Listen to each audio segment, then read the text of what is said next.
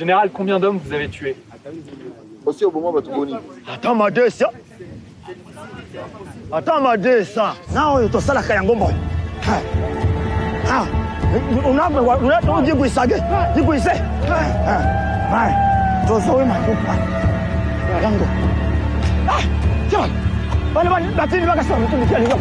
Ça fait plus de 25 ans que des groupes armés nationalistes ou étrangers terrorisent l'Est de la République démocratique du Congo. Mais pour Brutic, je suis parti dans la région du Kivu pour rencontrer un chef de guerre et essayer de comprendre le niveau de violence là-bas. Ah ouais, ils sont beaucoup. Je dirais une cinquantaine. Ils sont tous armés avec des kalash. Jambo. Jambo.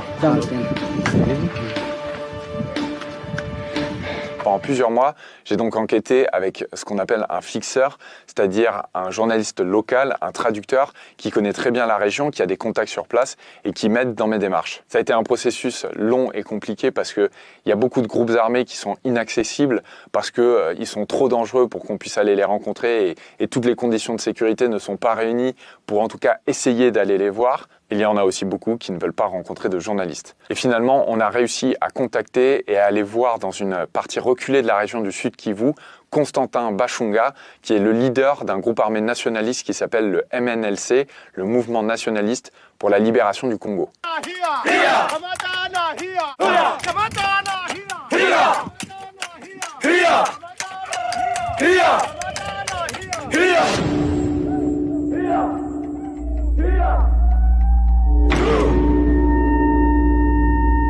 Évidemment, quand on part dans un endroit reculé comme ça, on prend un maximum de précautions possibles. Il y a beaucoup de gens qui sont au courant de l'endroit exact où je me trouve et je me donne un créneau horaire dans lequel je suis censé pouvoir filmer avec le chef du groupe armé, mais aussi partir. Et si je ne donne pas de nouvelles à la fin de ce créneau horaire, il y a des gens qui vont contacter les autorités congolaises pour leur dire qui je suis allé voir et à quel endroit je suis et que c'est pas normal qu'ils aient pas de nouvelles de moi.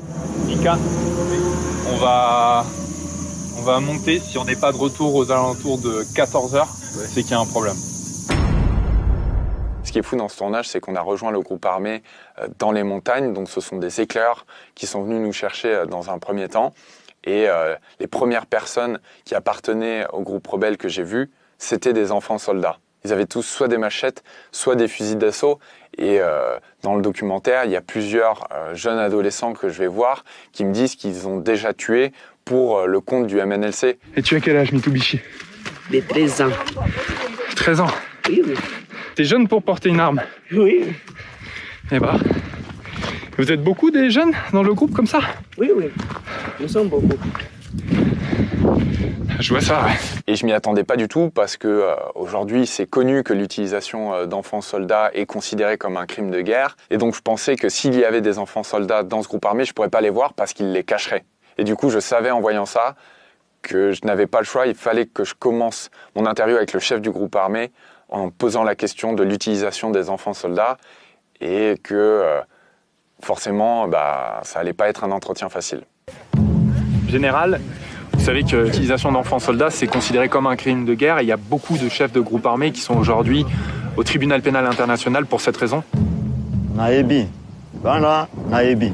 J'ai très vite vu que le chef du groupe armé s'énervait au fur et à mesure des questions. Et avec mon fixeur, au préalable, avant d'aller le voir, on s'était donné des signes au cas où on savait que c'était le moment de partir et qu'il fallait écourter l'échange. Donc au final, moi j'avais prévu de passer tout l'après-midi dans les montagnes avec le MNLC. Et en fait, avec mon fixeur, on sentait qu'il y avait beaucoup de tension. Donc on s'est dit qu'il valait mieux partir. Si vous voulez voir l'intégralité de ce documentaire, il est disponible sur Brutix.